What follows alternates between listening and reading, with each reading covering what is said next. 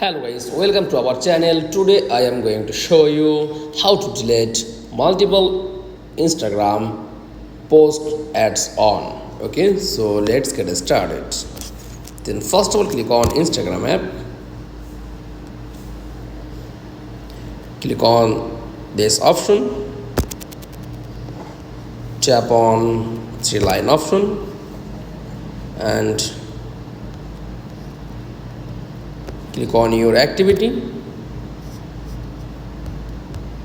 tap on post.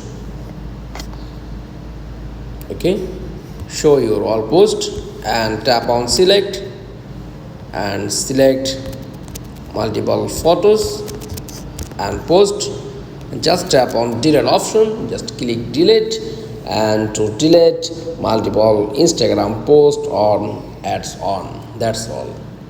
Thanks for watching. Please like, comments and subscribe. Thank you.